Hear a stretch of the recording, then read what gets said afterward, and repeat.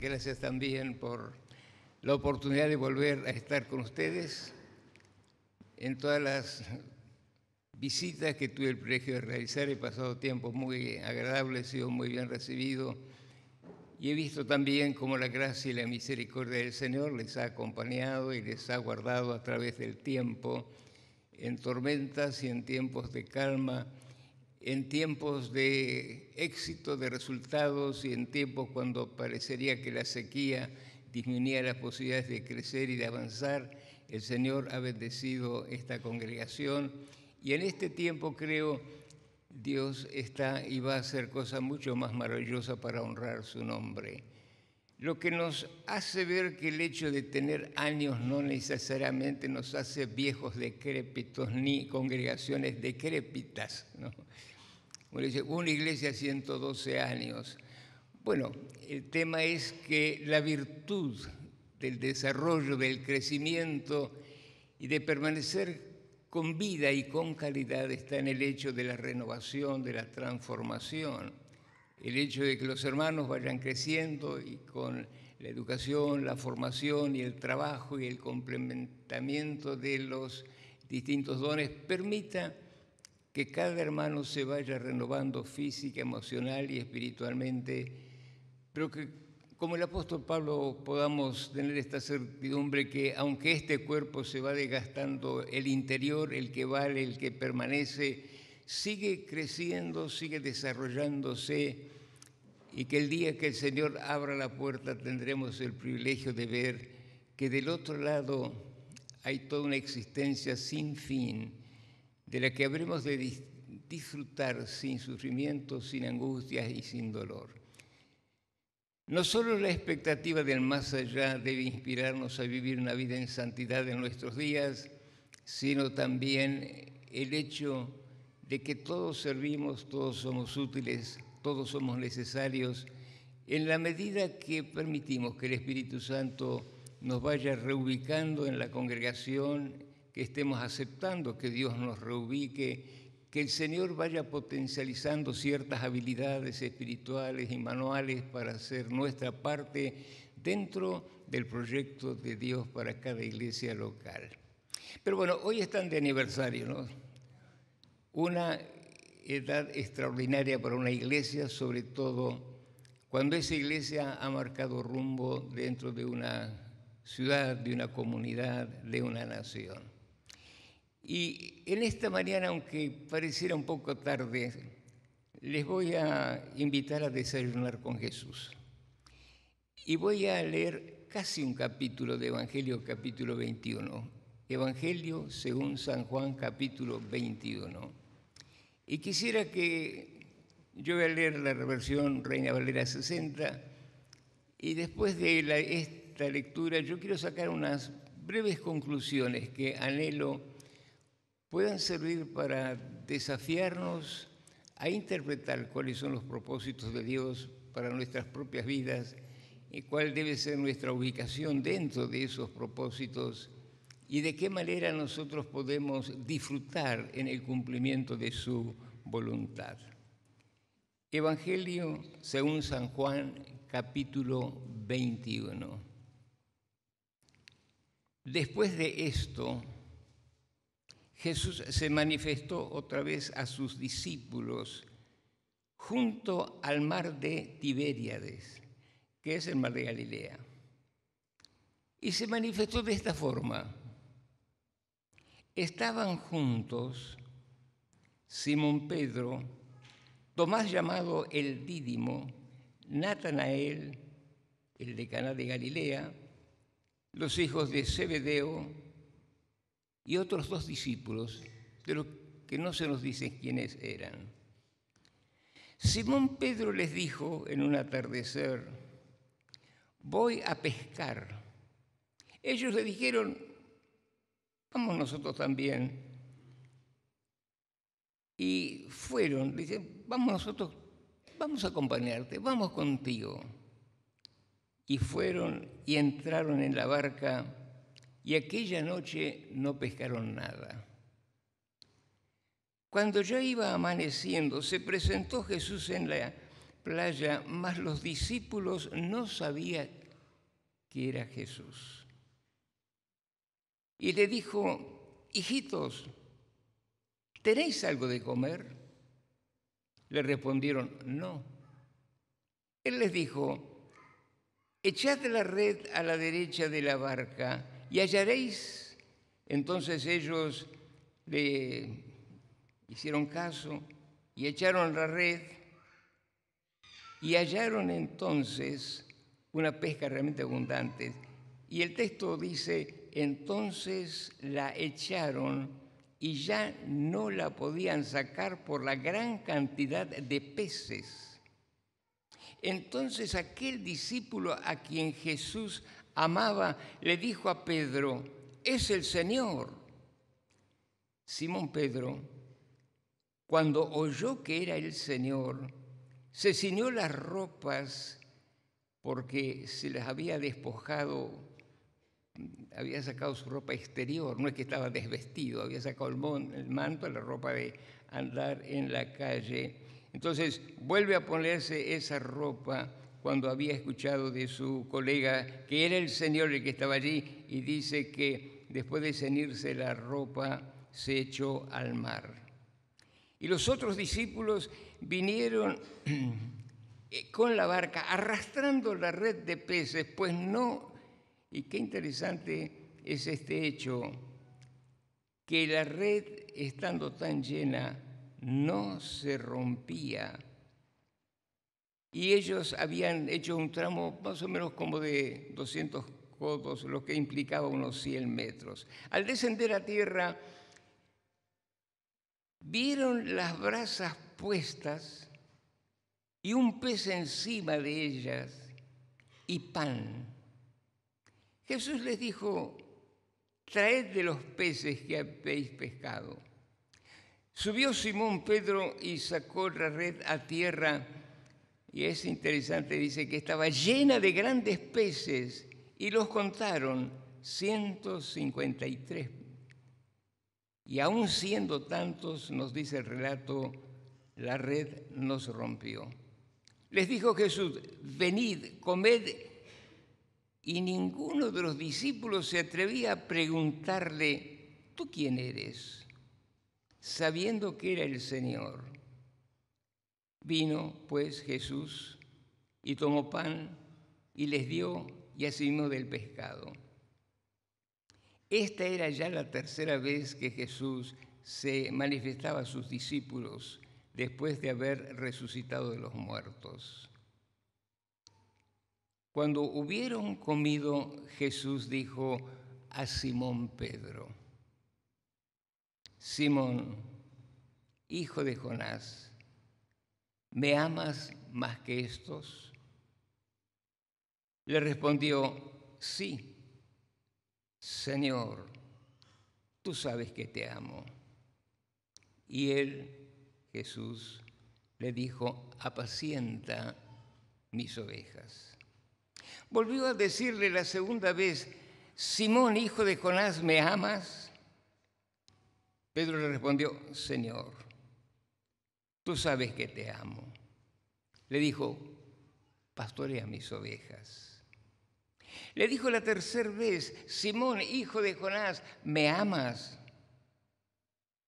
Pedro se entristeció de que le dijese por tercera vez: ¿me amas? Y le respondió: Señor, tú lo sabes todo.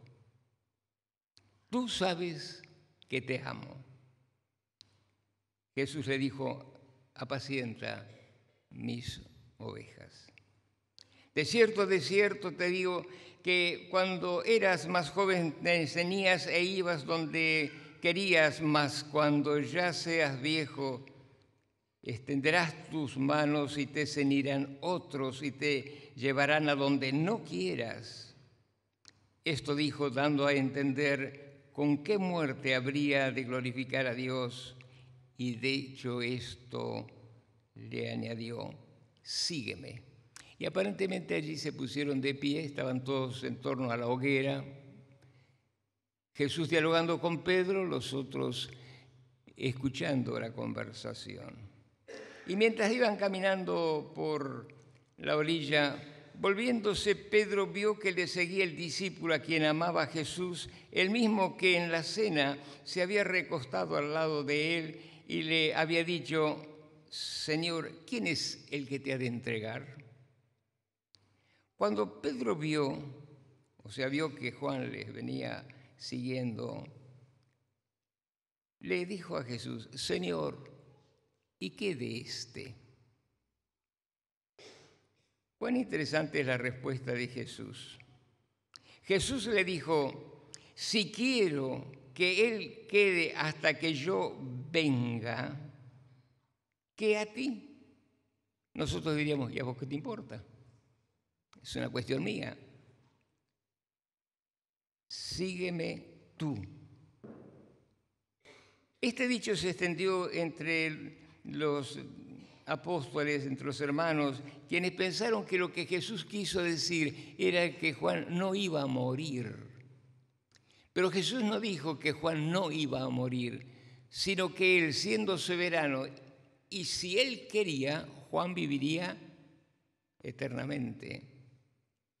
Pero que la problemática no estaba en lo que le iba a pasar a Juan. Por eso Jesús sigue diciendo: si yo quiero que él quede hasta que yo venga, ¿qué a ti? Y luego nosotros encontramos que termina en el versículo diciendo: y hay también muchas otras cosas que hizo Jesús, las cuales, si se escribieran en un solo libro, no alcanzaría, no habría lugar que podría contener la cantidad de escritos que reproducirían los milagros, los dichos, las enseñanzas y las maravillas que el Señor Jesús había realizado. Hasta aquí el texto de la versión 60, un poco parafraseada. ¿Qué aprendemos de este pasaje que sin duda hemos leído muchas veces? La primera cosa que tenemos que descubrir es que ya no estaban en Jerusalén, donde el Señor se había aparecido en 2 oportunidades en el cenáculo. Ustedes recuerdan, una vez no estaba Tomás, la siguiente, una semana después, convencieron a Tomás, que dudaba de que el Señor había resucitado. Estando Tomás, el Señor se apersona y muestra sus manos y sus heridas. Y esto es una evidencia sumamente importante. Mucho se habla acerca de los fraudes que tratan de autenticar la realidad de la resurrección de Jesús. Pero Juan rescata un relato donde un agnóstico, alguien que no creía, alguien que había sido un discípulo que había seguido a Jesús, de pronto defraudado, había dejado del grupo, se había alejado, pero se dejó convencer de volver una semana después, donde se apersona a Jesucristo estando las puertas cerradas, y Tomás ve las manos, ve el costado y no puede menos que postrado decir: Señor mío y Dios mío. Muchas veces la vida nos golpea duro y nos defrauda, a veces la iglesia también, la familia, las cosas que más queremos, las personas que más queremos. Y a veces proyectamos esta sensación de defraude, de abandono, tratando de alejarnos de todo aquello que tiene que ver con el Señor. Ustedes recuerdan que Pablo escribió: Demas me ha abandonado amando este mundo. No sabemos exactamente cuáles fueron las razones por las que allá, años después, Demas dejó el camino. Pero una cosa sabemos es que en esta circunstancia, allí en el cenáculo, Tomás creyó. Y lo significativo es que cuando leemos este pasaje, nosotros descubrimos que de los 12 apóstoles estaba ya probablemente, bueno, eran 11, todavía no habían elegido a Matías. Entre ese grupo estaba Tomás.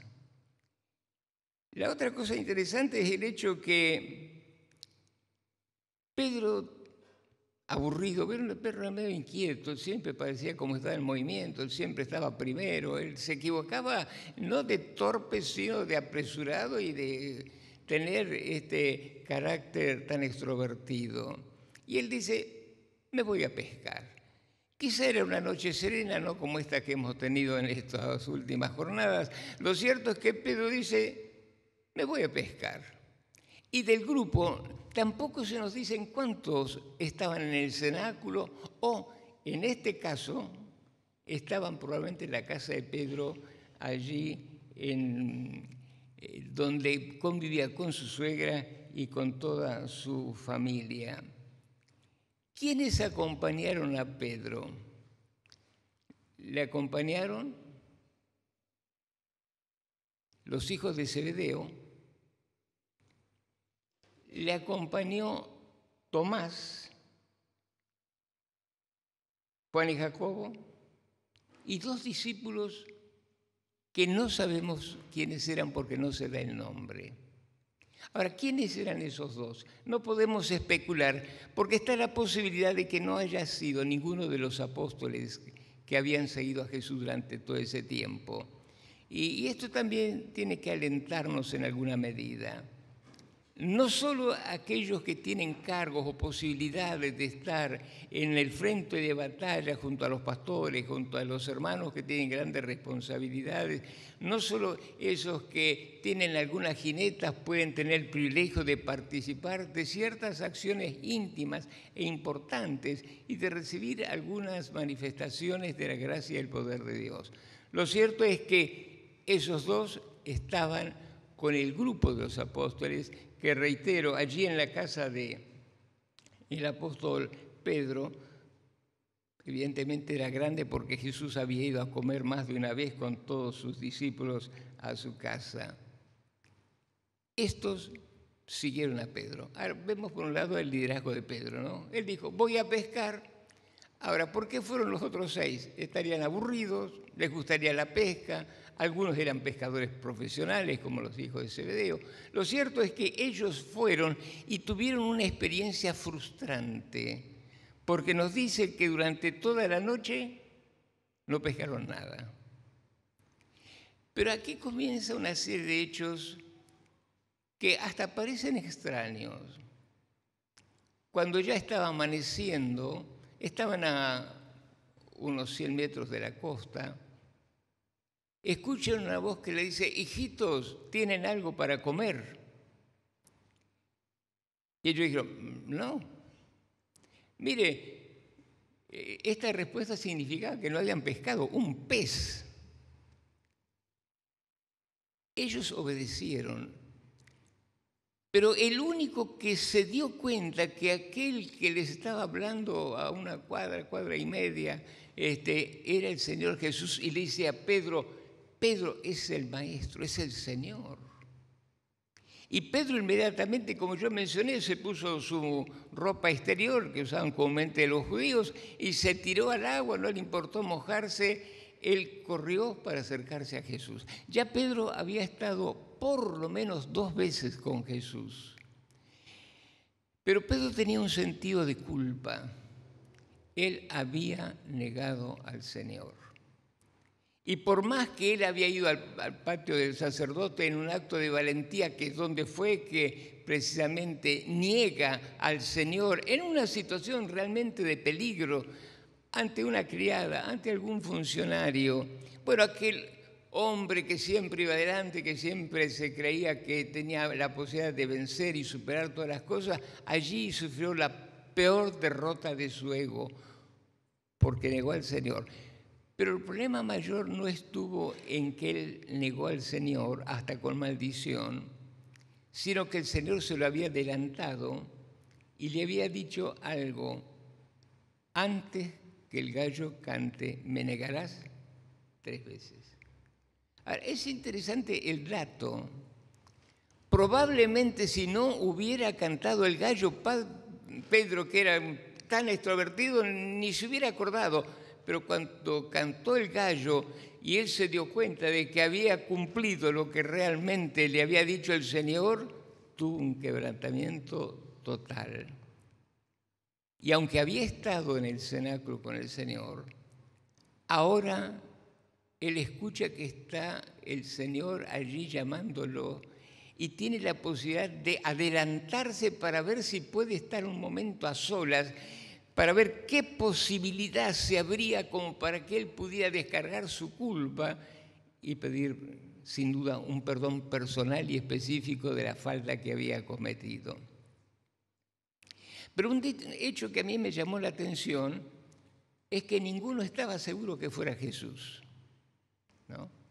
Juan, por una corazonada, dijo, es el Señor. Pedro, por entusiasmo, se tiró, pero recuerdan que leímos, pero ninguno se atrevía a preguntarle si era Jesús. Ahora, ¿por qué?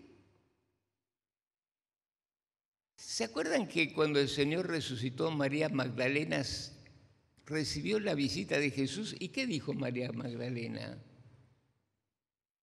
Si tú eres el hortelano, dime, ¿dónde has puesto a Jesús? Estaba con Jesús, pero no reconoció a Jesús. Los caminantes a Emaús caminaron varios kilómetros con el Señor Jesús, quien les iba explicando la Escritura como lo había hecho el Señor durante meses y meses. Y ellos sentían que su corazón ardía, pero no llegaron a percatarse de que ese era Jesús. Lo que nos hace ver a través de otras consideraciones que era el mismo Jesús, pero que sus propiedades de resucitado ya con un principio de naturaleza gloriosa hacía que aunque era el mismo Jesús, había ciertas características en su estructura, en su forma, en su ser, que llevaba a que las personas no tuvieran la certeza de que fuera Él. ¿Les confundo? Era el mismo Jesús, con el mismo cuerpo, pero ahora glorificado, pero cuyas propiedades celestiales que le permitían entrar y salir en lugares de espacio cerrado, como desplazarse cientos de kilómetros en un instante, todas esas nuevas cualidades de su cuerpo glorificado que tendremos nosotros en dimensiones más extraordinarias en el cielo y en la eternidad, le hacían que ellos dudaran un poco. De todos modos, el Señor había repetido un milagro, porque al comienzo de su ministerio, recuerda cuando Él se encuentra con los 4 futuros apóstoles pescadores, Él también les había dicho que frente al fracaso de la pesca, que tiren hacia tal lugar la red y que iban a pescar, y pescaron una multitud de peces. Entonces, llegaron, había fuego, un pez a las brasas, pan, quizás calentándose al costadito. Y entonces uno se pregunta, ¿de dónde sacó Jesús el pez? ¿De dónde sacó? Bueno, no creo que tuviera parrilla, lo ponían como antes sobre las brasas, ¿no? ¿De dónde sacó el pan? Ahora, muchas personas dicen, bueno, el Señor hace milagros. No necesariamente. Jesús pudo haber creado toda escena porque era el creador, pero estaban a las orillas del mar de Galilea, donde cientos de barcas pescaban y traían los peces, los acomodaban, los clasificaban para después venderlos en el mercado en Betsaida y en las ciudades cercanas.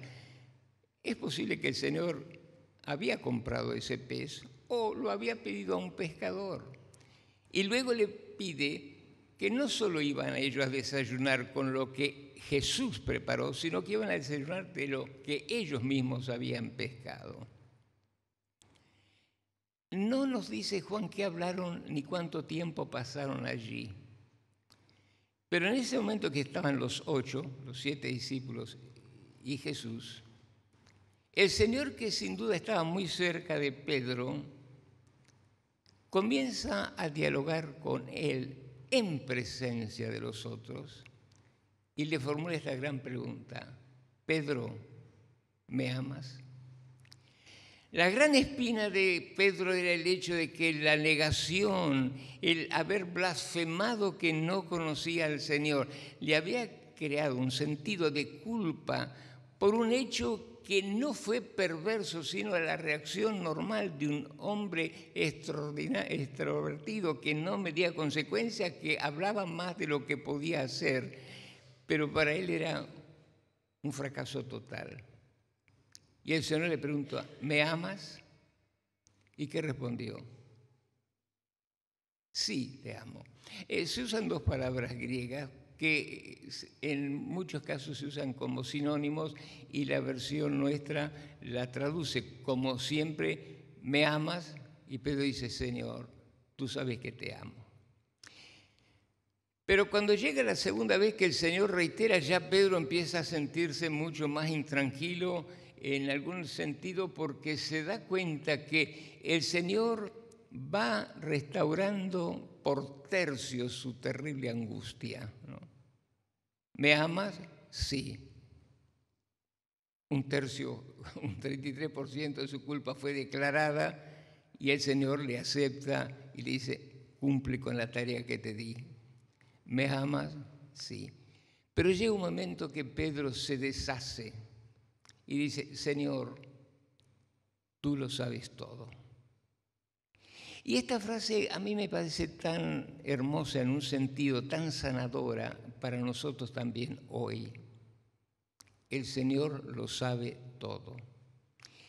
Y el hecho de que el Señor sabe todo de mí, como lo sabía de Pedro y lo sabe de cada uno de ustedes, me pone en una situación espiritual, emocional, intelectual bastante compleja. Porque el Señor sabe todo lo que yo hice, todo lo que yo pensé, todo lo que yo viví, todo lo que nadie sabe, lo sabe Jesús. Y lo sabe nuestra conciencia. Por eso hay creyentes que a veces viven con una carga, con un sentido de culpa, que a veces se autolimitan un poco. ¿Por qué? Porque dicen, bueno, yo hice cosas que no tendría que haber hecho como creyentes. Pedí perdón, pero no tengo quietud. En cierta oportunidad un hermano que había adulterado vino a hablar conmigo y yo le pregunté, ¿se lo dijiste a tu esposa? No se lo puedo decir. Había leído la historia de un señor muy mayor, un creyente muy fiel, que él escribía a los jóvenes y él decía, jóvenes, tanto chicas, chicos, no forniquen, no adulteren, sobre todo no caigan en adulterio, porque el adulterio lleva a que uno destruya un vínculo sagrado que ha contraído frente a Dios, que es perdonable y que Dios restituye, pero que tenemos también que confesarlo a nuestro cónyuge para que el perdón sea completo al Señor y aceptar su perdón, perdonarnos a nosotros mismos, pedir perdón a nuestro cónyuge. Ahora esta persona me decía, si yo se lo digo a mi señora, la mato. No es que ella lo iba a matar a él, posiblemente, pero el tema es que decía, la mato emocionalmente, porque ella cree en mí, ¿no? Y Pedro necesitaba una restauración total de esa actitud cobarde de haber negado a su Señor mientras estaba a un paso de morir en la cruz por él. Pedro no se lo perdonaba, pero Dios se lo había perdonado y posteriormente con su muerte y resurrección le limpió todo pecado. Y dice, Señor, tú lo sabes todo. Ahora, lo interesante es la respuesta de Jesús. Jesús no vuelve para atrás. No vuelve a decirle, yo te perdono todas las cosas negativas que hiciste, porque negarme fue la peor, pero las que te mandaste no te cuento, porque ya las sabes, ¿no? Pero el Señor, habiendo Pedro confesado y reconocido su pecado y comenzado una nueva relación con mayor libertad espiritual, ¿qué hace el Señor Jesús? Desde ahora que estás limpio en tu conciencia, en tu corazón, pastorea mis ovejas. El Señor permite que en la fracción de nuestro presente, porque nuestro presente es tan efímero que ya es pasado, ¿no? Yo digo una palabra y ya está en el pasado, pero en este pequeñísimo presente, cuando yo pido perdón a Dios y el Señor me limpia de todo pecado, yo estoy limpio, santo, no hay nada que me separa de Dios.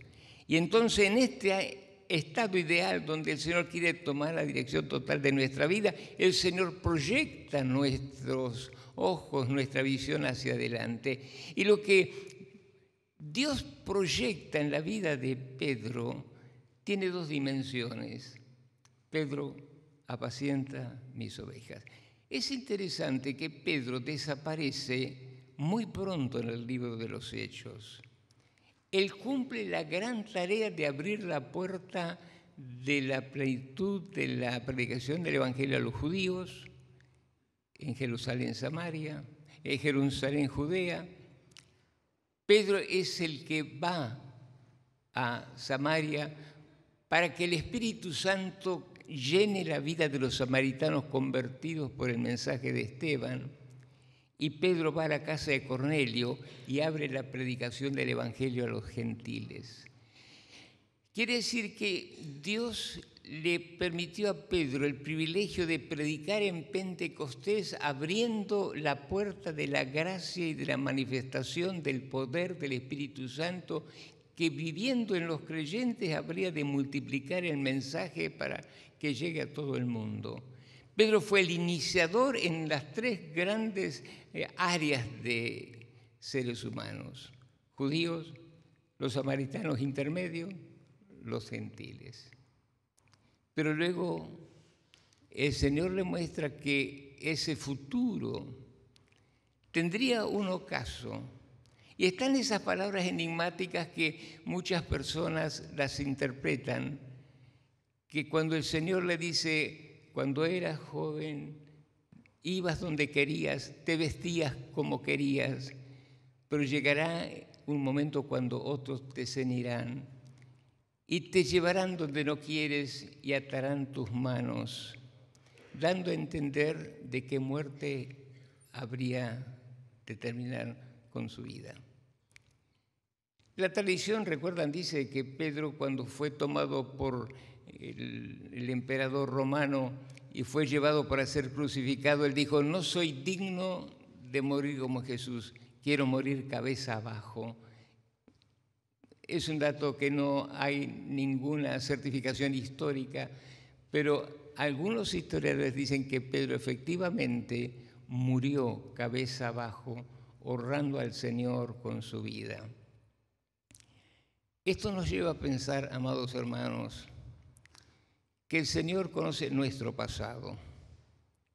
Y a veces somos creyentes de muchos años, pero tenemos por allí alguna semillita de maldad que no nos lleva a perder la salvación, pero a veces sí la paz, la tranquilidad y a sentirnos desautorizados para cumplir cualquier ministerio.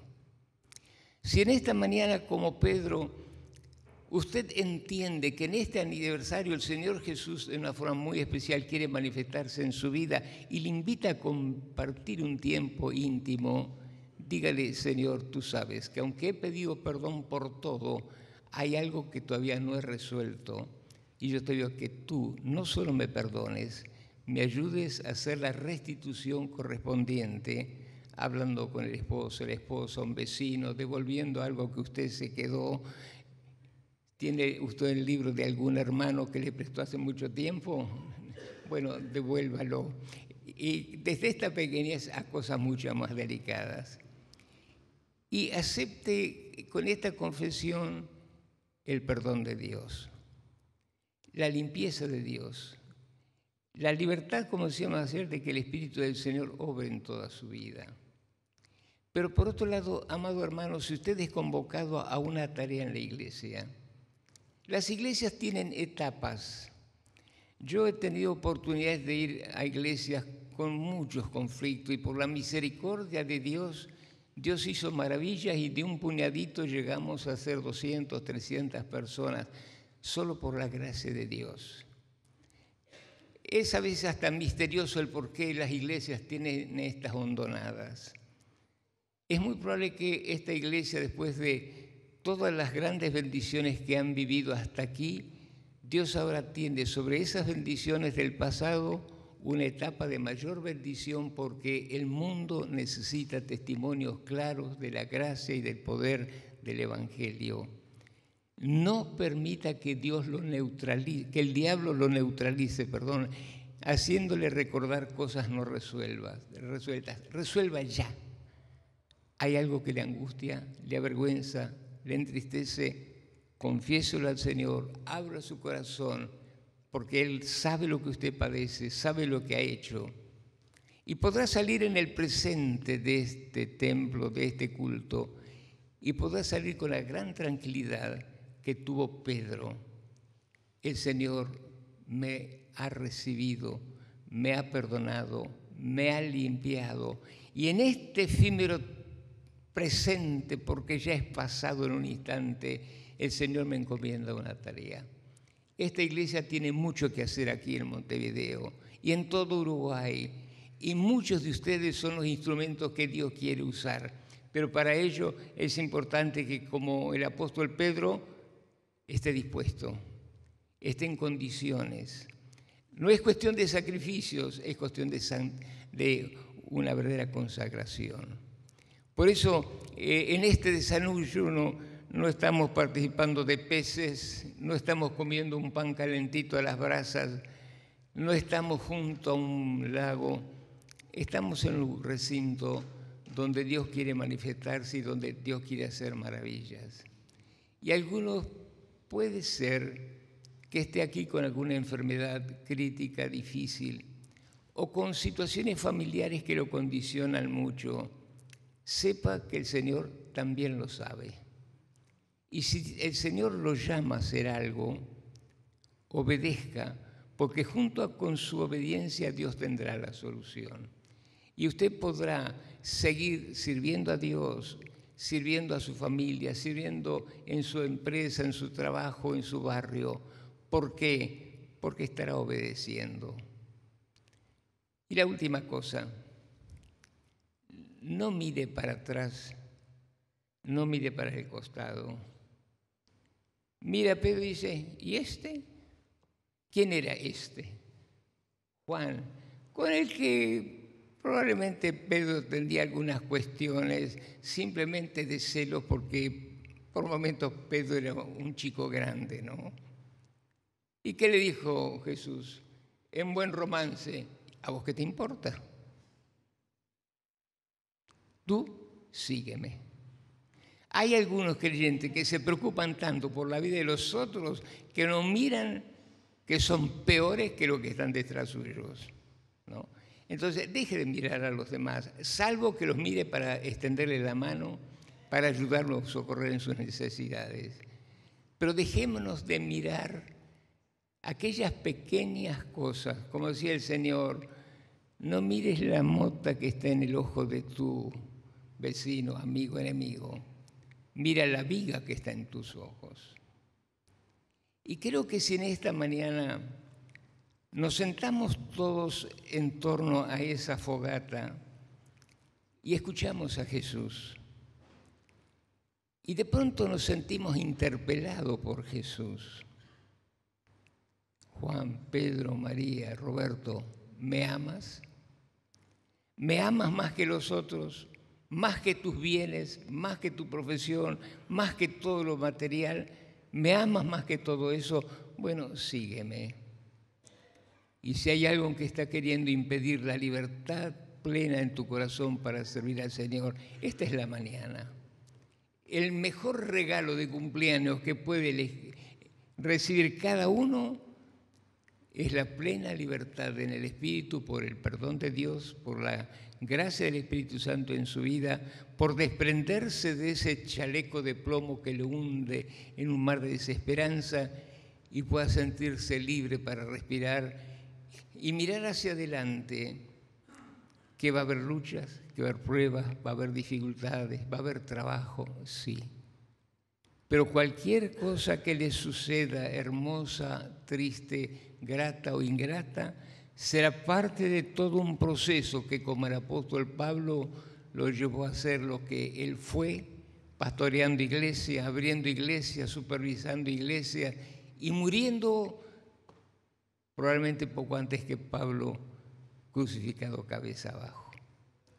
Hoy usted no morirá, sin duda, crucificado cabeza abajo, pero tenga la certeza de que no va a morir ni un día antes ni un día después. Va a partir el día que Dios diga: terminaste tu tarea, fuiste fiel, te estoy esperando.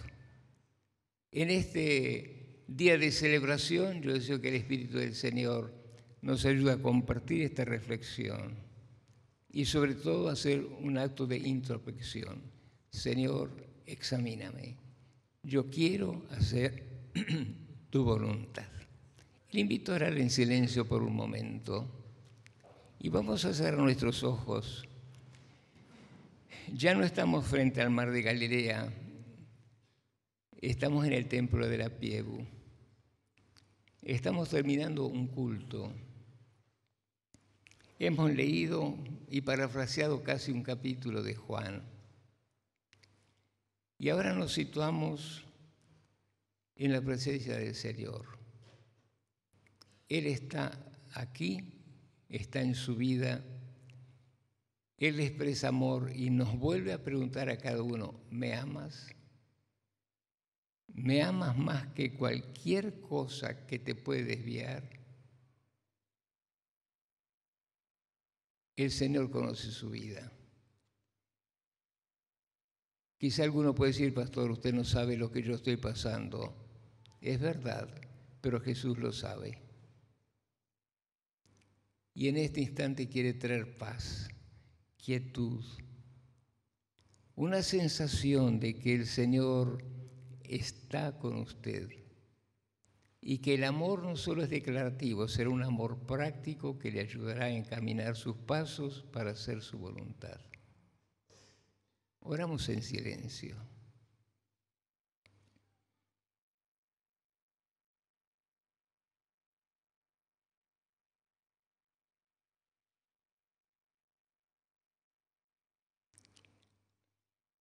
Amado Padre,